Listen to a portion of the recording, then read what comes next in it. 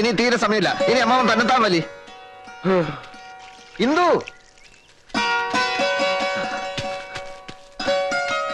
ഇത്രയും പെട്ടെന്ന് ഈ തീരുമാനം ഉണ്ടാവുമെന്ന് ഞാൻ വിചാരിച്ചില്ല. എന്ത് കല്യാണം? കല്യാണോ? ഓവ്, അമ്മാവനും അച്ഛനും കൂടി അതങ്ങ് ഉറപ്പിച്ചു. ഇന്ദു അറിഞ്ഞില്ലേ? ഇല്ല. എന്നാൽ അതാണ് സത്യം. ഇന്ദുവിന് സന്തോഷായില്ലേ? എനിക്ക് പിന്നെ സന്തോഷം ഇല്ലാണ്ടിരിക്കുവോ? ഒരു കാര്യത്തിലേ എനിക്ക് സംശയമുള്ളൂ. കല്യാണം കഴിഞ്ഞാൽ, അല്ല വല്യേട്ടന് പണിയൊന്നുമില്ലാതെ. അതിനൊക്കെയുള്ള എല്ലാ പ്ലാനും ഞാൻ തയ്യാറാക്കിയിട്ടുണ്ട്. ഒരു ബിസിനസ് തുടങ്ങാൻ പോവാ. എന്ത് ബിസിനസ്? അത് തുണിക്കട. നമ്മൾ ഈ സാരിയും പാവാടയും ബ്ലൗസും ഒക്കെ ഒരു സ്ഥലത്ത് വാങ്ങിച്ചോണ്ട് വെക്കും. അത് വലിയ വില കൊടുത്ത ആളുകൾ വാങ്ങിച്ചോണ്ട് പോകും. നമ്മൾ ഒരിടത്ത് ഇരുന്നാൽ മതി, ലാഭം ഇങ്ങനെ വന്നുകൊണ്ടേയിരിക്കും. ഈ വൈദ്യര് ഡോക്ടർ എന്നൊക്കെ പറഞ്ഞ ഒരു പുലിവാല് പിടിച്ച പണിയാ. ഈ കാലത്ത് ബിസിനസ് മാത്രമേ രക്ഷയുള്ളൂ. ഇത് മാത്രമല്ല, കല്യാണം കഴിഞ്ഞുള്ള മധുവിധുവിന്റെ കാര്യം പോലും ഞാൻ പ്ലാൻ ചെയ്ത് കഴിഞ്ഞു. അത്രയൊക്കെ മുന്നോട്ട് പോയോ? ബഹുദൂരം മുന്നോട്ട് പോയി എന്ന് വെച്ചാൽ ഏകദേശം ഊട്ടി വരെ. ഊട്ടിയില്ലോ? ഊട്ടിപ്പാട്ട്. കിന്നരി പൂവേ കിങ്ങിണി പൂവേ.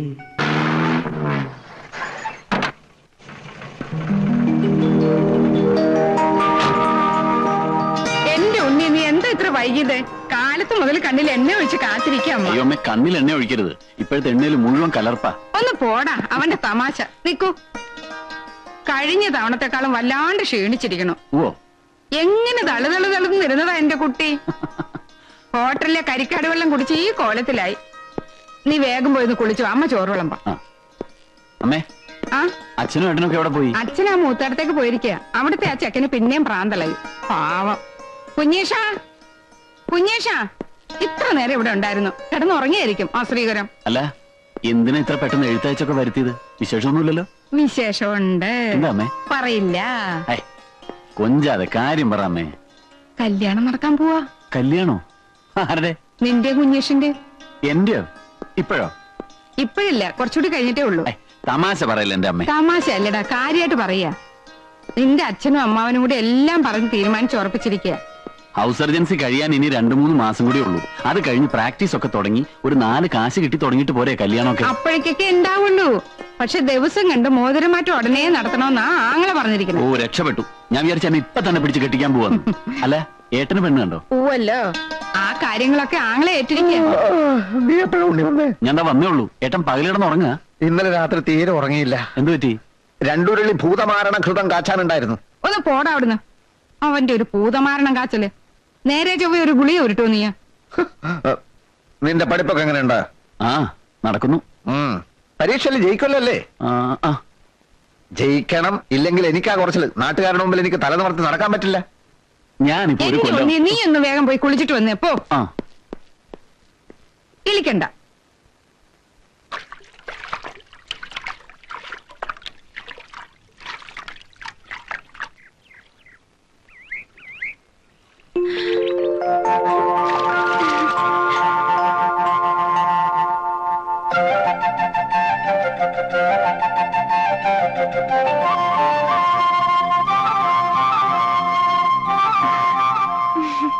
എനിക്ക് ആദ്യം ആളെ മനസ്സിലായില്ല. വരുന്ന വിവരം എന്താ അറിയിക്കാഞ്ഞ്? വന്നിട്ട് അറിഞ്ഞാ മതിയെന്ന് തോന്നി. അറിയിച്ച വേറെയും കുഴപ്പമുണ്ട്. അപ്പൊ നിന്നെ ഫുൾ മേക്കപ്പിലെ കാണാൻ നോക്കും. ഈ ഒറിജിനാലിറ്റി ഉണ്ടല്ലോ, അതാണ് എനിക്കിഷ്ടം. ഓ പിന്നെ, മേക്കപ്പ് ചെയ്തിട്ട് വേണമല്ലോ എനിക്ക് ഉണ്ണിയേട്ടന്റെ മുമ്പിൽ വരാൻ. ഒരു മറവില്ലല്ലോ ഭഗവാൻ ഇവിടെ. മറവോ? അതേന്നേ, ഒരു ചൂടുള്ള സമ്മാനം അങ്ങോട്ട് തരാമെന്ന് വെച്ചാ വല്ലവരും കണ്ടാലോ? അല്ലെങ്കിൽ ആരെങ്കിലും കാണുന്നെങ്കിൽ കാണട്ടെ.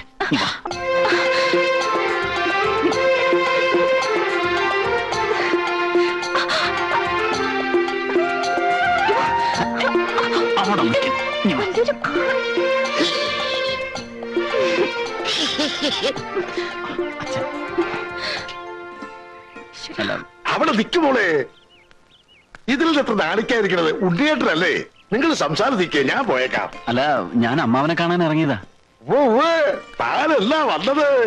ക്ഷമിക്കണം. ഇനിയിപ്പോ താനെന്നൊക്കെ വിളിക്കുന്നത് വളരെ സൂക്ഷിച്ചു വേണം. 3 മാസം കഴിഞ്ഞാ ഡോക്ടറായ പോകുന്ന ആളല്ലേ? ഞാൻ ഡോക്ടറായാൽ അമ്മാവൻ എന്റെ അമ്മാവനല്ലാതാവൂ? അതില്ല. എത്ര വലുതായാലും ബന്ധങ്ങളൊക്കെ ബന്ധങ്ങളാവുണ്ണി. താനതൊന്നും മറക്കുന്ന ആളല്ല എന്ന് എനിക്കറിയാം. ഉണ്ണി, നിന്നോടൊരു കാര്യം പറയാനുണ്ടായിരുന്നു. മറ്റൊന്നുമല്ല, കുഴല് വെച്ച് രോഗം പരിശോധിച്ച് മരുന്ന് കൊടുത്തതുകൊണ്ട് മാത്രം കാര്യമില്ല. ഈ ഓപ്പറേഷൻ ഉണ്ടല്ലോ, ഓപ്പറേഷൻ, അതിൽ മിടുക്കനാവണം. ഇപ്പൊ ഒരു ചെറിയ ഓപ്പറേഷൻ ചെയ്താൽ ഫീസ് എത്രയാണെന്നറിയോ? ഫീസിന് വേണ്ടി ചുമ്മാ ഒരാളെ പിടിച്ച് കീറാൻ പറ്റുമോ? ചുമ്മാ പിടിക്കണ്ട.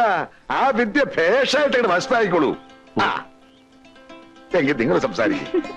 ഓ, പെണ്ണിന്റെ ഒരു നാണം. എന്നാ വാ, മൃഷ്ടനായിട്ടൊരു ഊണ് തരപ്പെടുത്താം. എന്താ? എന്റെ ഇന്ദു ഒന്ന് വേഗം വന്നേ, ബിക്കേറ്റി പോയി ഞാൻ ഇനി കൊടുക്കും. മുന്നേട്ടം പൊയ്ക്കോളൂ, ഞാൻ പുറകെ വന്നോളാം. അതെന്ത്? കവലയിലൊക്കെ ആൾക്കാരുണ്ടാവും. ഉണ്ടായിക്കോട്ടെ. എനിക്കെന്തോ ഇന്നെന്ത് പറ്റി നിനക്ക് പുതിയൊരു നാണം? ഉണ്ണിയേട്ടൻ നടന്നോളൂന്നേ, ഞാൻ വന്നോളാം. അത് വേണ്ട, കല്യാണം കഴിഞ്ഞ് നമ്മൾ ഇതുവഴി ഒരുപാട് നടക്കാനുള്ളതാ. ഇത് റിഹേഴ്സൽ ആയിക്കോട്ടെ. വാ, വരാനല്ലേ പറഞ്ഞത്?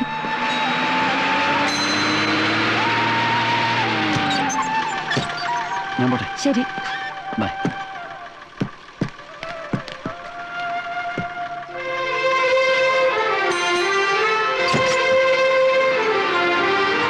ഉണ്ണി ഉണ്ണി ഉണ്ണി എന്തേ ഉണ്ണിയേട്ടൻ പോയല്ലോ? അവനിത് എടുക്കാൻ മറന്നേ. ഞാൻ ഇത് വെച്ച് 1-2 രോഗികളെ പരിശോധിക്കായിരുന്നേ. ഇത് വെച്ച് വല്യേട്ടൻ എന്ത് പരിശോധിക്കാൻ? അല്ല, ഇപ്പൊ ആയുർവേദക്കാരും ഇത് ഉപയോഗിക്കും. അത് പോട്ടെ, ഉണ്ണി എന്ത് പറഞ്ഞു? അവൻ ഹാപ്പി ആണല്ലോ അല്ലേ? അവന്റെ വലിയൊരു ആഗ്രഹമായിരുന്നു നമ്മൾ തമ്മിലുള്ള കല്യാണം. അവനൊരു പെണ്ണിനെ കണ്ടുപിടിക്കല് ഇനി എന്റെ ഉത്തരവാദിത്ത. വല്യേട്ടൻ എന്തൊക്കെയാ പറയുന്നത്? എന്നെ കല്യാണം കഴിക്കാനോ? വല്യേട്ടൻ കെട്ടാൻ പോകുന്നത് മൂത്തടുത്ത ചന്ദ്രികയല്ലേ, കുമാരന്റെ പെങ്ങളെ. ഞാനോ? പിന്നല്ലാതെ ഉണ്ണിയേട്ടന്റെ എന്റെയും കല്യാണം ഉറപ്പിച്ചത് വല്യേട്ടൻ അറിഞ്ഞില്ലെന്നോ? കുഞ്ഞേഷ, നിനക്കെന്താ ഭ്രാന്ത് പിടിച്ചോ? ഇവിടെ എല്ലാം തീരുമാനിച്ച് ഉറപ്പിച്ചല്ലേ? ഇല്ല, മനഃപൂർവ്വം എല്ലാരും ചേർന്ന് എന്നെ ചതിക്കായിരുന്നു. ഓർമ്മ വെച്ച കാലം തൊട്ട് ഇന്ദുലേഖയെ ഇവിടെ കൊണ്ട് നടക്കുന്നവനാ ഞാൻ. അവളെ ഞാൻ മറ്റാർക്കും വിട്ടുകൊടുക്കില്ല അച്ഛാ. അങ്ങനെ അവിടെ കൊണ്ടു നടക്കാൻ നിനക്ക് ആരാണ് അനുവാദം തന്നത്? കുഞ്ഞേഷ, വാക്കുകൊടുത്ത തിരിശ്ശേരി മാധവൻ വൈദ്യരാ. എതിർക്കാൻ നിന്നുണ്ടല്ലോ, ശരിപ്പെടുത്തി കളയും ഞാൻ. ആരെ? നിന്നെ തന്നെ. അത് വേണ്ടി വരില്ല അച്ഛാ. ഉണ്ണി ഇന്ദുലേഖയെ കെട്ടുന്ന ദിവസം ഈ വീടിന്റെ ഉത്തരത്തിൽ കിടന്നാടുന്നത് ഞാനായിരിക്കില്ല, എന്റെ മൃതദേഹമായിരിക്കും. കുഞ്ഞേഷ, വാക്ക് പാലിക്കുന്ന തിരിശ്ശേരി മാധവൻ വൈദ്യർ എന്ന് പറയുന്ന ഇതേ അച്ഛന്റെ മോനാ ഞാൻ. അമ്മാവനെ കണ്ട് ഇന്ന് തന്നെ ഒരു തീരുമാനമെടുത്തില്ലെങ്കിൽ തെക്കേ കണ്ടത്തിൽ എനിക്കുള്ള കുഴി കുത്താൻ ഇപ്പൊ തന്നെ ആളെ വിളിച്ചോളൂ. എങ്ങനെ കല്യാണം കഴിക്കുമ്പോ അളിയൊരു നട്ടലുണ്ടായിരുന്നു. അതിപ്പോ എവിടെ പോയി? ഊരി പത്താഴത്തിൽ വെച്ച് പൂട്ടിയോ? നാഴികയ്ക്ക് 40 വട്ടം തിരിശ്ശേരി മാധവൻ വൈദ്യര് എന്ന് പറയുന്ന ആളാണല്ലോ. നാളെ ഇല്ലേ അളിയന് ആ നിർഗുണന്റെ കാര്യം പറഞ്ഞിട്ട് ഇങ്ങോട്ട് വരാൻ? അവനും എന്റെ മോനല്ലേ ശിവശങ്കര. അളിയ, എനിക്ക് അവളൊരു മോളേ ഉള്ളൂ. അവൾക്ക് തൽക്കാലം ഒരു ഭർത്താവ് മതി. കുഞ്ഞേഷം വല്ല കടുങ്കയും കാണിച്ചാ ജീവിതകാലം മുഴുവൻ നമ്മൾ ദുഃഖിക്കേണ്ടി വരും. ദേ, ഒരു കാര്യം ഞാൻ പറഞ്ഞേക്കാം. ഒരു തെണ്ടി പട്ടിക്ക് കൊടുത്താലും എന്റെ മോളെ ഞാൻ കുഞ്ഞീഷന് കൊടുക്കില്ല. വൈദ്യരെ, വൈദ്യരെ എവിടെയൊക്കെ തിരക്കി? ആ കാവുങ്ങലെ വേലാതിന് അണലി കടിച്ചു. വൈദ്യരെ എത്രയും പെട്ടെന്ന് ഒന്ന് വരണം.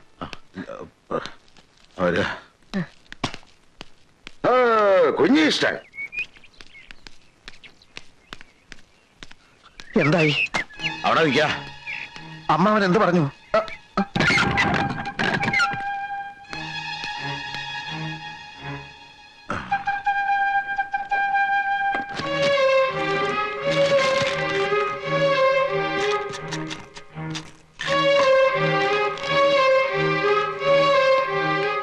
എന്താ ഇത്ര ധൃതി? ആ കാവുങ്കല വേലാതിനെ അണലി കടിച്ചു. ഉടനെ പോയേ പറ്റൂ. അണലിയല്ല, രാജവമ്പാല കടിച്ചാലും എനിക്ക് പ്രശ്നമല്ല. അച്ഛൻ പോയ കാര്യം പറ. ഞാനിവിടെ കിടന്ന് തീ തിന്ന. കുറച്ചുകൂടെ തീ തിന്നുക. എന്നിട്ട് അതിന്റെ കൂടെ കുറച്ച് മണ്ണോടെ കഴിച്ചോളൂ. ഒന്ന് ആളി പടരട്ടെ, എന്നാൽ അതിന്റെ ബുദ്ധി ഒന്ന് ഉണരൂ. ഇല്ല, എനിക്ക് വിവരം അറിയണം. അറിയാനൊന്നും ഇല്ല. നാട്ടിൽ തെന്നെടുക്കുന്ന പട്ടിക്ക് കൊടുത്താലും അവിടെ നിനക്ക് കെട്ടിച്ചു തരില്ലാന്ന്. പോരെ? ഇല്ല, ഇത് അച്ഛനും അമ്മാവനും ചേർന്ന് നടത്തിയ ഏതോ ഒരു ഗൂഢാലോചനയുടെ ഫലമാണ്. ഇന്ദുലേഖ ഞാനും ഇത് സമ്മതിക്കുന്ന പ്രശ്നമേ ഇല്ല. ചിലക്കരുത്, കൊന്നുകളെ ഞാൻ. നിനക്ക് വേണ്ടി വക്കാലത്ത് പറയാൻ പോയിട്ട് നാണം കെട്ടിട്ടാ ഞാൻ ഇറങ്ങിപ്പോകുന്നത്. എന്ത് കണ്ടിട്ടാടാ ഒരു അച്ഛൻ തന്റെ മകളെ നിന്നെ പോലെ ഒരുത്തനോട് പറഞ്ഞു വിടുന്നത്? പഠിപ്പും മതയും കണ്ടിട്ടോ? പണവും പ്രതാപം കണ്ടിട്ടോ? അതോ ചവന്തരിയും കണ്ടിട്ടോ? 8ാം ക്ലാസ് തോറ്റ ദിവസം പോലെ ഞാൻ നിനക്ക് പറഞ്ഞിരുന്നതാ അഷ്ടാംഗ ഹൃദയവും സഹസ്രയോഗവും. പഠിച്ചോ ഒരക്ഷരമെങ്കിലും? കാരപ്പനൊരു കഷായം എഴുതാൻ അറിയോ നിനക്ക്? ഒരെണ്ണ കാച്ചി തളിക്കുമ്പോ ശരിയായിട്ട് അടുപ്പിൽ നിന്ന് ഊതാൻ അറിയോ നിനക്ക്? എന്താണ് നിന്റെ യോഗ്യത? പാടുവിട്ടിക്കഴുതേ. പിടിച്ചോളോ, വരിക.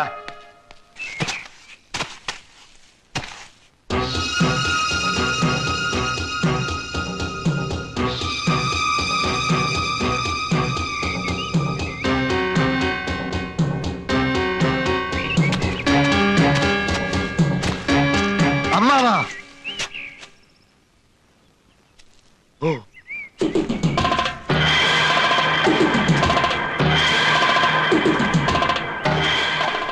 കുഞ്ഞീഷ, കൊല്ലും ഞാൻ. കൊന്ന് കൊല വിളിക്കും. പിടിക്കടാ ഇവനെ. അനങ്ങിപ്പോകരുത്. അനങ്ങിയാൽ അമ്മാവനെയും കൊല്ലും, ഞാനും ചാവും. നീ ചത്തോ? അതിന് എന്നെ കൊല്ലുന്ന എന്തിനാ? ഒരു തെണ്ടി പട്ടിക്ക് കൊടുത്താലും എനിക്ക് എന്റെ ഇന്ദുവിനെ തരില്ല എന്നല്ലേ? വേണ്ട, എനിക്കവളെ വേണ്ട. എനിക്ക് അമ്മാവന്റെ ചോര മതി, ചൂട് ചോര. കുഞ്ഞീഷ, നീ ആ കത്തി താഴെയിട്. അത് ശരീരത്തെ കൊണ്ട് മുറിയും, മുറിഞ്ഞ ചോര വരും. വരണം, ചോര മാത്രല്ല കുടലുമാലയും വരണം. അരുത് കുഞ്ഞീഷ, അബദ്ധങ്ങളൊന്നും കാണിക്കരുത്. നീ ഞാനും ഒരു ചോരയാ. ഞാൻ നിന്റെ അമ്മാവനാ, വെറും അമ്മാവനല്ല. രാപകലില്ലാതെ തോളത്ത് കയറ്റി അമ്പിളിമാമനെ കാണിച്ച് വാവോ വാവോ എന്ന് പറഞ്ഞ് താരാട്ട് പാടി അടുത്ത കാലത്ത് ഉറക്കിയത് ആരാടാ? മറ്റാരുമല്ല, ഈ അമ്മാവനാ. നിനക്കറിയാൻ മേലെങ്കിൽ നീ നിന്റെ അമ്മയോട് പോയി ചോദിക്കടാ. അങ്ങനെയുള്ള ഈ അമ്മാവനെ നിനക്ക് കൊല്ലാൻ പറ്റുമെങ്കിൽ നീ കൊല്ല്. എന്താ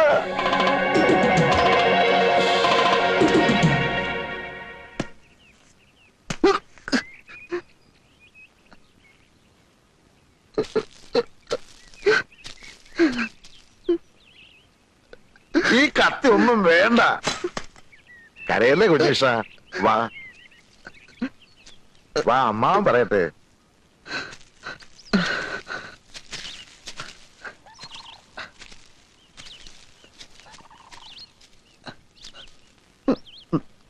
നിനക്കെന്താ ഭ്രാന്ത് പിടിച്ചോ കുഞ്ഞീഷ? ഭ്രാന്തൻ കുമാരന്റെ അളിയനാവാൻ പോകുന്നയാൾക്കും ഇത്തിരി ഭ്രാന്തുണ്ടാവുന്നതല്ലേ നല്ലത്? കുഞ്ഞീഷ, നമ്മളൊരു വിത്തുമാകുന്നു, വളമിടുന്നു, വെള്ളമൊഴിക്കുന്നു, അത് ചെടിയാകുന്നു, ദാ ഇതുപോലൊരു മരമാകുന്നു. ഒടുവിൽ പൂക്കുന്നു, കായ്ക്കുന്നു, കായ പഴുക്കുന്നു. പഴുത്ത ആ കായെ മറ്റൊരുത്തൻ തട്ടിക്കൊണ്ടുപോയാൽ നമുക്ക് സഹിക്കുമോ കുഞ്ഞീഷ? അതുപോലെ നിന്റെയും എന്റെയും നിന്റെ അച്ഛന്റെയും അമ്മയുടെയും വേർപാടാ ഉണ്ണികൃഷ്ണന്റെ MBBS. നമ്മുടെ എല്ലാം കഠിനാധ്വാനത്തിന്റെ പഴം. ആ പഴം വേറെ ഏതോ ഒരു തറവാട്ടുകാർക്ക് കൊത്തിപ്പറിക്കാൻ കൊടുക്കണോ കുഞ്ഞീഷ? അതൊഴിവാക്കാൻ വേണ്ടിയാണ് ഇന്ദുവിനെ ഉണ്ണീഷൻ തന്നെ കെട്ടണമെന്ന് ഞാൻ പറയുന്നത്. ഇത്രയും നല്ലൊരു ഉദ്ദേശം അമ്മാവന്റെ മനസ്സിലുണ്ടായിരുന്നെന്ന് ഞാൻ അറിഞ്ഞിരുന്നില്ല. പക്ഷെ അമ്മാവനൊരു കാര്യം മറന്നു. അതേത് കാര്യം? അത് എനിക്ക് പഠിപ്പും വിവരമില്ലല്ലോ. അതുകൊണ്ട് തന്നെ നല്ലൊരു തറവാട്ടിൽ ഒരു പെണ്ണിനെ കിട്ടാൻ വലിയ പ്രയാസ. അഥവാ കിട്ടിയാൽ തന്നെ വേലയും കൂലിയില്ലാത്ത എന്നെ അവർ ബഹുമാനിക്കൂ. അവരുടെ പറമ്പ് കിളച്ചും അവരുടെ അടുക്കളയിൽ പണി ചെയ്തും ഇനിയുള്ള കാലം ഞാൻ ജീവിക്കേണ്ടി വരും. തെക്കേടത്ത് ശിവശങ്കരൻ നായരുടെ അനന്തരവൻ ഏതോ ഒരു തറവാടിന്റെ പിന്നാമ്പുറത്ത് വിടുവേല ചെയ്യുന്നു എന്ന് വന്നാൽ ആർക്കാ അതിന്റെ കേട്? അമ്മാവന് പിന്നെ നാട്ടിൽ തലയുയർത്തി നടക്കാൻ പറ്റുമോ? ആ ഒറ്റ കാരണം കൊണ്ടാണ് ഇന്ദുവിനെ ഞാൻ തന്നെ കെട്ടാമെന്ന് ഞാൻ തീരുമാനിച്ചത്. നീ പറയുന്ന ന്യായമൊക്കെ എനിക്ക് ഇഷ്ടപ്പെട്ടു.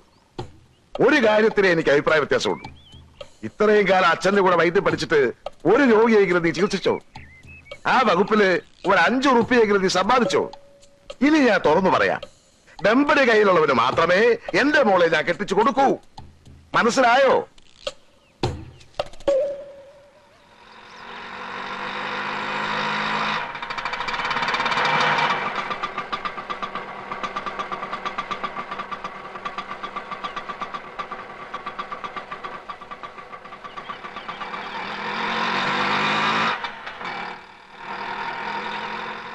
ഇവിടെ ആരും ഇല്ലേ? ആരാ? പരിശോധനാ സമയം കഴിഞ്ഞല്ലോ. ഞങ്ങൾ അടിവാരത്തുനിന്ന് വരിക, പോയിട്ട് ഇനിയും വരികയെന്ന് വെച്ചാ ഇത് ഞാൻ ഒന്നും വയറ്റി ചെല്ലാൻ മേല. അപ്പൊ തുടങ്ങും പരവേശം. ഒരുപാട് പേരെ കാണിച്ചു. അങ്ങനെ ഇരിക്കുമ്പോഴാ വൈദ്യരെ പറ്റി കേട്ടത്. വൈദ്യരനല്ലേ? വൈദ്യരനാണ്. ഇരിക്കൂ. അല്ല, പേരും പ്രശസ്തിയൊക്കെ കേട്ടപ്പോ ഞാൻ വിചാരിച്ചു വല്ല കിളവച്ചാരുമായിരിക്കും. ഇതൊരു പയ്യൻ ചെക്കനല്ലേ അച്ചാമ്മേ? അറിവുള്ളവർക്ക് എന്തിനാ പ്രായം?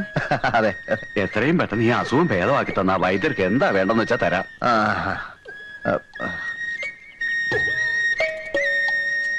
നാക്ക് നോട്ടു.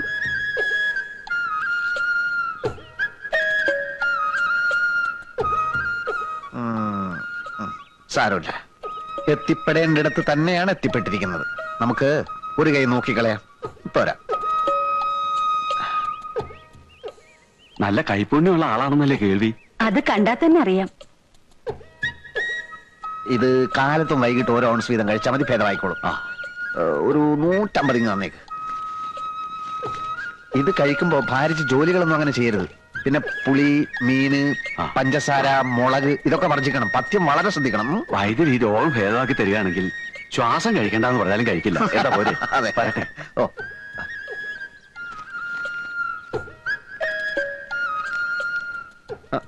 അച്ഛനെ കാണാൻ വന്നവരാ പോയത്? അല്ലല്ലല്ല, മകനെ കാണാൻ വന്നവരാ. ഉം. രോഗിയെ പരിശോധിച്ചു, രോഗവും പിടികിട്ടി. ചില പ്രത്യേക ചേരുവകളൊക്കെ ചേർത്ത് മരുന്നും കൊടുത്തു. 150 രൂപയും വാങ്ങിച്ചു. ഇതൊക്കെ എനിക്കും സാധിക്കും കേട്ടോ അമ്മേ. എന്റെ ദൈവമേ,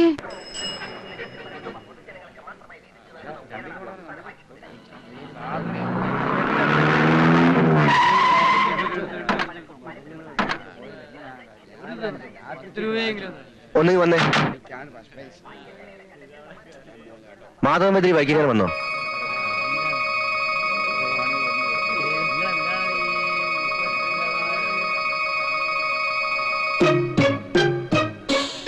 ഈ ഭൂമിയുടെ ഏതറ്റത്തുണ്ടെങ്കിലും ആ കൈവറവനെ ഞങ്ങൾ പോക്കും. വണ്ടി കയറോ. വൈദ്യർക്ക് അങ്ങനെ ഒരു അബദ്ധം പറ്റുമോ? ഇക്കണ്ട കാലത്തിനിടയ്ക്ക് എത്രയെത്ര സൂക്കേടാ വൈദ്യര് മാറ്റിയത്. ഇതിപ്പോ മരുന്ന് മാറിക്കൊടുത്തു എന്നൊക്കെ പറയുമ്പോ ഏത് ദേവേന്ദ്രനും പറ്റൂലോ അബദ്ധം, പിന്നല്ലേ വൈദ്യര്. ഏതായാലും ആള് തട്ടിപ്പോയ സ്ഥിതിക്ക് വൈദ്യരുടെ കാര്യം പോക്കാം. എന്താ സംഭവം? ആ അച്ഛനെന്തോ മരുന്ന് മാറിക്കൊടുത്തു എന്നോ ഒരാള് മരിച്ചു എന്നോ അവരച്ഛനെ തേടി ഇറങ്ങിയിരിക്കുക. ഒന്ന് കിടക്കണുണ്ടോ?